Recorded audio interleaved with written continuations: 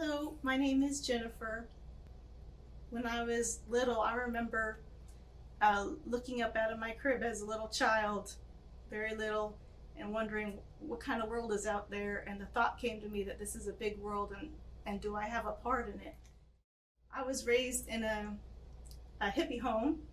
My mom and dad were practicing Buddhists, and my father was a musician, and my mom stayed at home, and she tried to make things work and take care of my sister and I. And we didn't have a lot of money, but um, we didn't have a lot, but we had each other. My parents, they were both raised in a Christian family. My father was Greek Orthodox, and my mother was in a Methodist family, and both of them received a lot of disappointment and I guess verbal abuse in the family lifestyle that they were living in. So they shunned the church. They didn't want to be a part of the church. They rejected all the teaching that they were given growing up, and they wanted to find their own God, their own spirituality. I don't know how to else say that, but they're very loving. I know a lot of my past, I don't remember. My mind just blocked a lot of that out from trauma and things that happened to me. But I do have some memories, and but they didn't stay married very long, and eventually they got a divorce when I was very young, and that's when things really got hard, especially for me and my sister. There was times where I do recall that I was physically molested when I was about 3 or 4 years old, when my mother was having a party with her friends, and they were doing drugs back then, and this is in the 1970s, so they were hippies, and they got involved a lot of the things that hippies do. And when my parents were separated, I was molested in my bedroom when I was playing with my toys. And from that day on, I was a different person. Didn't know God was watching over me, but I do know that I made a decision that day when that happened that I was never gonna, whenever my mom would have her parties, I was never gonna sit in my room again. I was going to sit right next to her so that nothing could happen to me, and I knew I'd be watched over and safe. And even though I didn't get to play with my toys and I'd be bored a lot of times, that was my decision, that I just was going to do that because I didn't want to be raped again. And I was 4 years old, and I also told myself I was never going to do drugs, because a lot of times after the parties the next day I'd be so sick, and I just couldn't. I didn't like that at all. The feeling, I didn't like what it left in the house, and I think I was a very spiritual person. I just didn't know it then, and I would discern things, and I just didn't understand. My parents, they divorced. And then my dad came and kidnapped my sister and I when my mother wasn't home, when we were still little, and took us to California with my grandmother, because I had called my grandmother and told her that I was molested. And I tried to tell my mom, but she didn't believe me. So when I told my grandmother freaked out, and then she just came and got us as soon as they could, and because they were living in California. And then that broke my mother down and changed her, and she was like already doing drugs and stuff. So I lived with my father and stepmother, and within the first week that my father introduced us to our new stepmother, he left because he's a musician, and he left us for like 2 weeks with our new stepmother that we never met before, and that was a big shock. And she was verbally abusive, but she wasn't physically abusive, but she treated us like the Cinderella syndrome, that we were just like the second best. So her kids would get like a full glass of milk, and my sister and I will get half a glass of milk. her kids would get the best part of the meal. We would get the burnt parts of the meal because she couldn't cook very well. So that's the lifestyle I was living in. So as growing up, I always felt second best, and I felt rejected by my parents. I felt like my mother wasn't there to protect me when I was violated, and my father, when he took us, he wasn't there for me for when I was abused verbally and psychologically by my stepmother. So later on,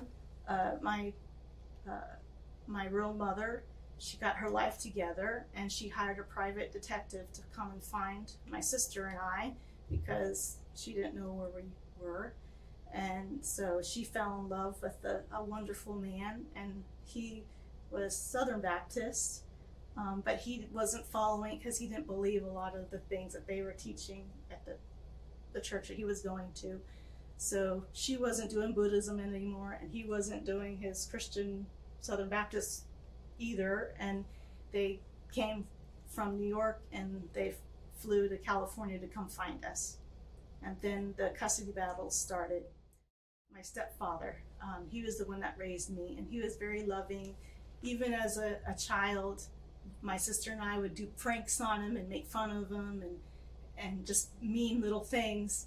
And every time he would say, I know what you did, but guess what? I love you, so I'm going to let your mother discipline you, you know? And he never lifted up, he never did anything to show that he was disappointed in us. It's like he wanted us to know that his love was more important than the discipline, even though, you know, later on he gave us discipline, you know, as teenagers and stuff, but it wasn't like physical. It was more like, okay, well, you're not going to be able to go visit your friend for a month or whatever, you know. But I mean, he was just so sweet, and that was the first time I saw what love was, even though I still didn't really understand it completely. But that he gave unconditional love when my sister and I didn't deserve it, and I know from that I got to see what it was like to be not receive love, and what it was like to receive love, and that has given me a silver lining in all the trauma and all the things that I've gone through. Like someone said, like, you're my sunshine, and it was like, even when that cloudy day comes, I still got a sunshine.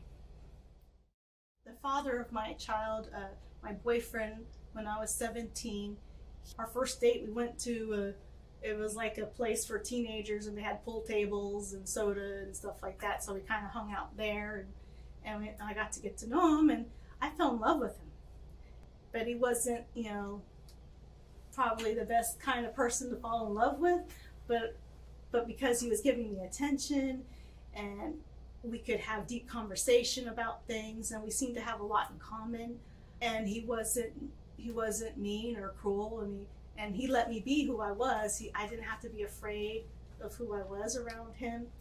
And we started going to parties, and before I knew it, you know, I didn't even realize what I was doing. And sometimes I feel like the things that I've gone through is like Jennifer would go in the background, and like something else would come in the foreground, and I would find myself, we were like going to parties, and I'd be in the back room with him in the bedroom. When I found out that I was pregnant, at first I was actually happy in my heart, but I didn't want to admit to myself, because even then I knew I loved children. I'm probably not ready for this, and I already knew what my mom was going to say. I already knew, but I wasn't sure what my dad was going to do, my stepdad. And but when I told my boyfriend, he kind of like was in complete denial, and I was getting to know his family. His mom was very sweet, and she loved the Lord.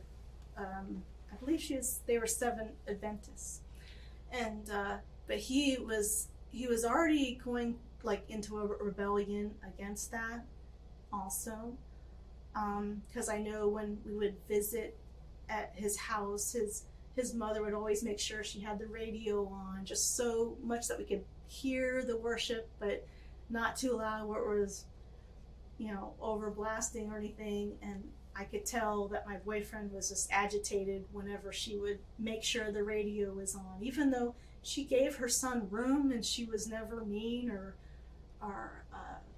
unkind, or never said any harsh words to me or anything. And she was a blessing to me when I did tell my boyfriend that I was pregnant, because she was the only person that was saying, she would call me and say, if you need help, I can help you. This child is a blessing, and you don't have to end the life of your child. Is that I felt that I owed it to my parents because of all that they did to rescue me out of the squalor that I was living in. We had holes in the ceiling of the house that we lived in with rats, and we lived in poverty.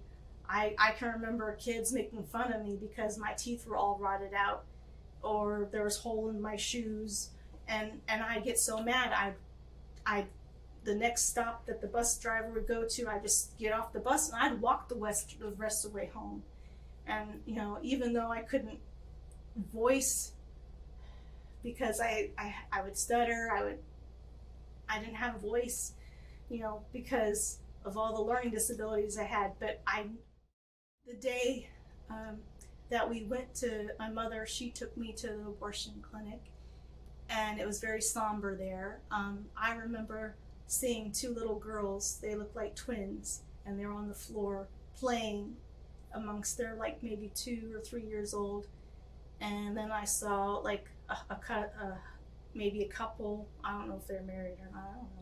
I don't know. They're just kind of holding hands, but very somber. Everybody had a very somber, calm look on their face. Also forgot, I remember when we were driving to the abortion clinic, there's people across the road, and they had signs like, you're killing your baby, this is murder, and God hates murder, and all this stuff.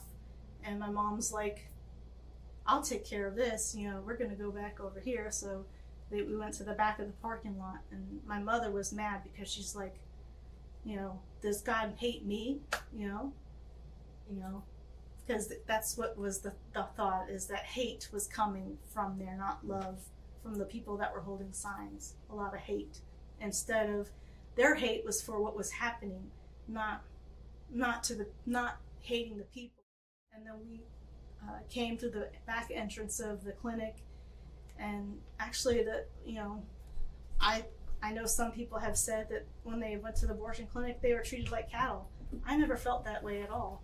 Surprisingly, the greeter was very positive and very uplifting. Even though I could see the room, because I know I have a discerning spirit, I could sense the sorrow in the room. But at the same time, I didn't care, because I just I just want to get this done and over with, just to please my parents. I just want to please my mother, because I'm just an awful kid. I can't do anything right. I was a disappointment, and I felt like all my life has been a disappointment. I couldn't do well in school. I couldn't make really good friends. I always had a bad choice of character. I just wasn't good enough, and that was my mentality then. And I was willing to do anything I could to make my parents happy. And that's really the reason why I went through with the abortion, even though the whole time I didn't want the abortion to happen at all. And I knew that there was a life in me that was so important. And even to this day, I named my baby Jonathan. And even to this day, I know that my Jonathan was a gift from God. And when I sat there in that abortion clinic, and my mom filled out all the paperwork, and then she had me, sign my name, and she asked me some questions, and then she had me go give the paperwork back to the nurse. They were very kind to me. they didn't treat me very cruelly, and they wanted to make sure I was comfortable. They did a sonogram, and the nurse, held my hand. And my mom, I remember her asking, "Do you want me to be in the room?" And I'm like, "No, I don't want you in the room." Because I felt like I didn't want her to be part of what was going on. I wanted to try to fulfill and sacrifice myself to be the full blame, because I'm the one that caused all the issues. So I should take the full blame. I don't want my mom to be part of the blame. And I remember laying there, and they gave me anesthesia, and I heard, the suction of the machine, because I was they said I was about a little bit less than 8 weeks. And now I know that through understanding and studying that my little baby had a heartbeat. My little baby had a full functioning system. And, I know at 12 weeks babies feel pain, and I hope to God my baby didn't feel pain, but you know what? There was a life in my baby, and God felt the pain. And I felt the pain when it was happening, and I just wanted to go to sleep right then and there when they put the anesthesia. I just wanted my life to be over. I just wanted to go right to sleep and just be done. But life kept going on for me, but it ended for my baby, and I could hear the suction of every piece that doctor pulled out, and I felt like in the spirit I could hear crying in the spirit, and I didn't even understand all that, and inside I know I was crying, even though there were so many times in my life I went through trauma. I couldn't express my emotions, and I learned from a young age how to cry in my heart without literally crying, and holding those emotions back from a physical sense, but emotionally I was broken. And I remember the doctor saying, even before that, he's like, "Do you have any questions?" And I didn't have any questions. And then he asked if I had more questions after, and I didn't have any questions. I just wanted to get out of there, and they were, treated me like, "Okay, kiddo, you did a good job. Looks like we got everything. It's nice and clean, and you're done. You can go home now." And then, he just basically told me, "Take this. You're gonna give you some medicine, and you'll feel better tomorrow." Like I'm a good trooper. Like that was really worth trooping for. It wasn't worth it every moment, every time I heard that suction, I just knew that was a piece of my little baby. My little Jonathan. My blessing from God. I sacrificed my blessing. I know he's there waiting for me, and one day I'm going to see him, and I know he's beautiful, and even now I can feel his presence with Jesus, and I know he's turning into a man, and one day I'm going to see a grown man that's beautiful, and he's still a blessing to me. He's still my blessing. The Satan didn't take my blessing. He's still in heaven, and one day I'm going to see him there. And he loves me. He doesn't hate me. I know he doesn't hate me because he knows what God knows, and God knows that I didn't do that to hurt anyone. I did it to honor my family, but I was deceived. My family was deceived. My mother was deceived. She didn't know any better. I didn't know any better. I believe I have 3 babies in heaven, and I was thinking of Jonathan when I named him. I took a class called Passages that helps women, with post-abortion experiences, and I was thinking, when I named him, I didn't realize what his name meant. And then I decided to finally look up his name and what it meant, and it meant blessing from God.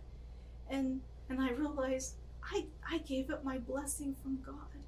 And if I had fought for his life and said no, even if I gave him up for adoption, or or kept him, I don't know what I would have done, but I know that his life would be such a blessing to this world.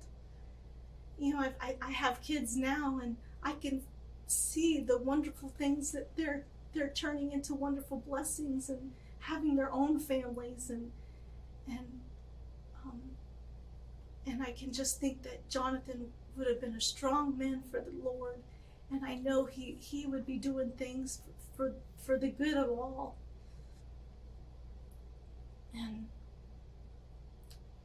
after the day after he was aborted, I went back to school, and I remember sitting on the bus to school, and I remember thinking to myself, I'm never going to let anybody make me abort any of my children ever again. I don't care if it's my mom, my dad, I don't care who it is, I don't care if they want to kill me. I'm just going to keep that baby. I don't care what I have to go through. I'm willing to go through it, because I'm not going to let them do that again to me or to any of my children. And I wasn't even a Christian then. I wasn't even thinking about Jesus. I didn't even know Jesus. I didn't even know the Holy Spirit. I didn't know what the Father God, who he was and what he made on this planet, how he made creation. I didn't know him. I had no clue. And yet at the same time, I knew there was a precious life in my womb that he gave me, and I just let it go like it meant nothing. But it meant something to me, and I made that decision. Just like I made the decision never to do drugs, I made that decision. I'm never going to do that again. If I could talk to myself and tell myself, don't do that, Jennifer, I would say, when my boyfriend's mother called and said, I can help you, I would say, go run away to her and get the help you need from her. I would tell her that.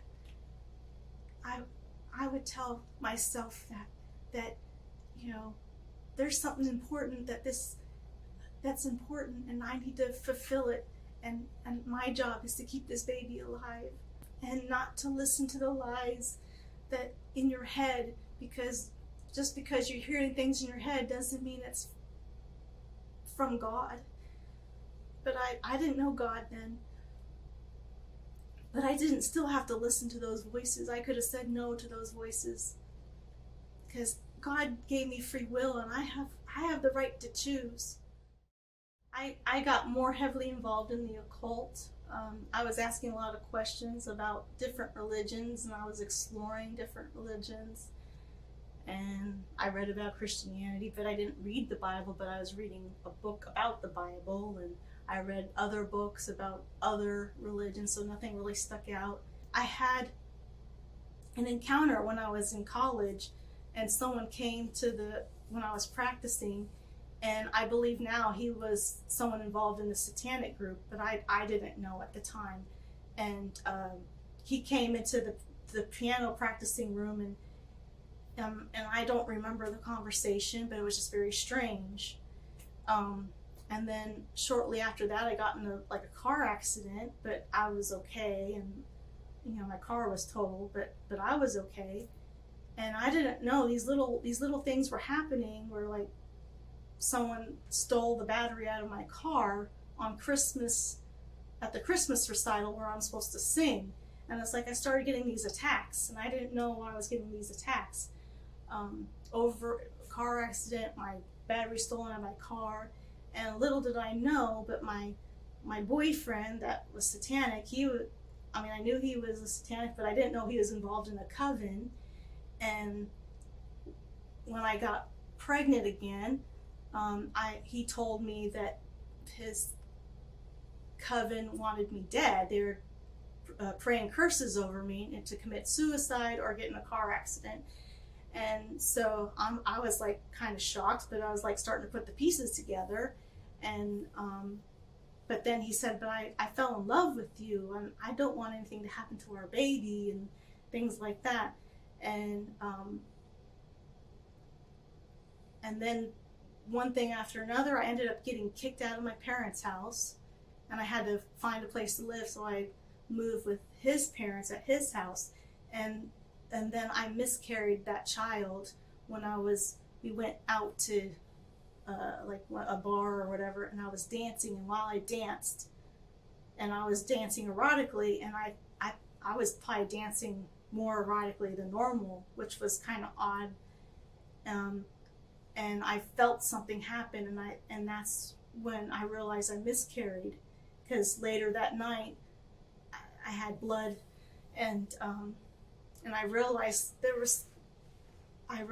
was pregnant, and I lost that child, and that broke me, and I'm like, what's wrong with me, and time went on, and I became pregnant again, and there was a time I left my boyfriend that was in the occult, because I was having dreams, and I was having instances of things coming into my room and causing me to have fear, and a fear of death was coming into my bedroom, and I was like, I'm done with you. I can't keep having this happen, and whatever you're doing, you need to get out of it, and I don't want a part of it. So I never got involved with his coven, but he kept talking about, well, maybe we could start our own coven, because he kept telling me they wanted me to die so that they could use my power, because they said I was really powerful. Okay, whatever. And then because they rather have that power than have me involved in their coven. But I didn't know it was really because God had a plan, an anointing, and they couldn't touch that. They couldn't touch what God had already gave, because once God gives you something, he doesn't steal it. He doesn't take it back. It's always yours if you're willing to lay claim to it. But I didn't know that then. And it's funny how he's a God of second and third and fourth chances. And so I became pregnant again. And this time I wanted to make sure that I was going to take care of this baby when I found I was pregnant. And I told my parents, and of course my mom said, you should probably get an abortion, because you don't have a place for your baby to live. Right now you're living at your boyfriend's mom's house. That's not a place for your baby. And and we weren't really doing that great, as a relationship, because I felt like I was kicked into the relationship. I didn't even love him like I loved my first boyfriend. I know I really loved him, but I didn't really love my new boyfriend, and we were having relations, and we weren't married. And while I was pregnant, I became deathly ill. He was gone for 3 days, and I didn't know where he went. So something saved me, because I should have died. And I even called my doctor, because I was pregnant, and I believed I had salmonella poisoning. And they said that, well, if your fever is this level, then we'll come and send an ambulance to come and get you. And I said, well, my fever isn't that high, but I'm afraid I'm going to get dehydrated, and they said, well, just call us in the morning, we'll see how you are then. And then, so by then it was just like I couldn't even get to the phone by that day. But anyway, but I somehow lived. And then months later, we married before I had my son. And then when I birthed my son, everybody, not everybody, but a lot of my family wanted to abort him. Well, after he was born, the doctors didn't know this, but he had an AV septal heart defect, and old blood was mixing with new blood, and it was difficult for him to breathe. He would be like, and so I called the nurses, after he was born, and said, there's something wrong, he's not breathing right. And they would ask me questions, and they said, oh, that's normal. So when we went to the 1 month checkup, as soon as our doctor saw him, he said, you need to go to the emergency room right now, just drive your car and meet me there right now. And so when we got to the emergency room, the doctor already had a gurney for my baby, and had everything ready, and they had IVs ready to go, and they just took them as soon as we brought him in the door. And I'm like, what's going on? I don't know what's going on. Well, So it turns to find out he had I think I just said he had an AV septal heart defect, and old blood was mixing with new blood, so therefore it was hard for his body to have oxygen. And all the doctors gave a bad report. They said, your son is going to die. He's not going to live. So don't get close to him. It's not worth it. You could be in the room and be playing with him, and then you leave and come in 5 minutes later and he'd be dead. And that's the report. All the nurses, all the doctors, that's all they said. And that went in one ear and out the other. And I said, no, this is my son, and I'm going to love him as long as I have him. And if I have him for one day, then I'm going to love, and this baby's going to know what joy is for one day. And if I have him even longer, then every day is going to be a day with joy. And that's what I thought in my mind. I didn't say it out loud because I didn't have a voice. So, and I just was very shy and I couldn't talk, but that's what I thought. And I didn't know God was working on me. I didn't know. And I know now, my grandmother and my other grandmas were praying for me, but I know my grandmother, she died like 2 months before my son was born, and I know to this day that it was her prayers being answered that I would get saved. And within a few months of that time, so we were in the hospital with my son from that emergency day for almost a month, and finally they couldn't figure out why my son was living. They kept doing tests. They couldn't figure out why he was alive, and they thought he would have been dead instantly, and that's the way they were perceiving it. But he lived because God had a purpose for his life, and I was ignorant. I didn't know God. I didn't know, but God with love superseded everything that was going on with the enemy, and one night after I got home, we went to our apartment when I got released from the hospital, and there was an eviction notice on the door of our house, and I only had a week to figure out where I was going to live because my husband at the time didn't pay any of the bills. So what happened is I ended up moving back with my parents, and one night in the middle of the night, it was dark in my room, and I got a call from the doctor saying, things don't look good on the tests that they had done. My parents are yelling at me because why is your husband not finding a place to live? Why is he not being responsible? Why won't he come to visit his son or you? And then my husband at the time, even though we're separated, was yelling at me because why did you choose to live with your parents? You should have just came with me, and all that stuff. Basically, I kept hearing, you should just end your life now and get it done and over with, and you don't have to keep going on with this. And those were the voices I was hearing, but I wasn't laying claim to them. And so, and I was, I've read the Satanic Bible and studied all the Wiccan stuff, and I'm laying there in the darkness of my room, and I just say, most of the stuff I just didn't express verbally, but I did say verbally, God, if you're real, help me now. And that's all I said.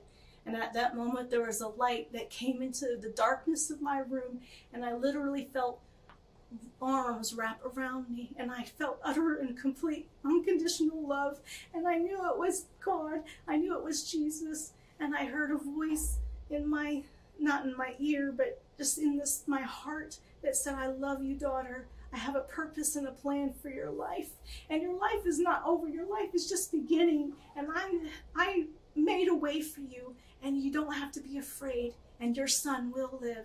And he said more, of course. And from that day, my life has been changed.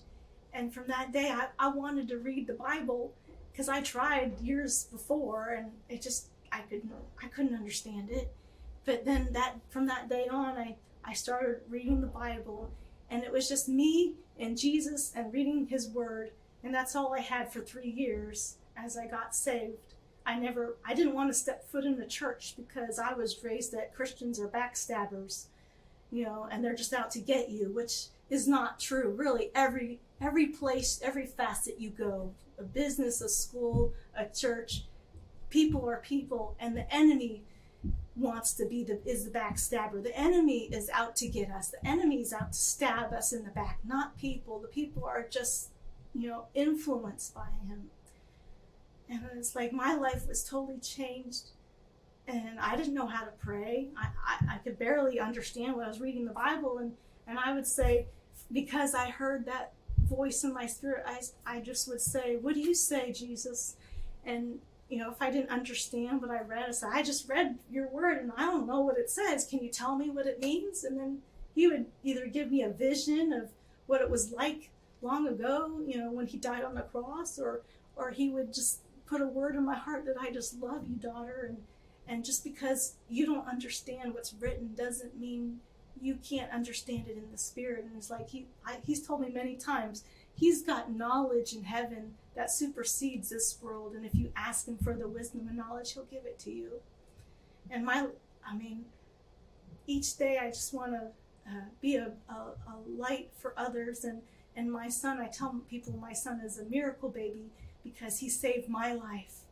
The baby that God gave me saved my life, and through him, he saved me, and he saved my son, and he saved my family. And it's amazing because my life was changed, my son's life was changed, my whole family's life was changed. It doesn't mean that they're, full standing Christians. I'm not saying that, but they understood what love was, and they realized that abortion was wrong. And that was the real change that needed to happen in our family so that healing could come, that we could forgive each other and move on and still love each other. We didn't have to hold on to hate and resentment.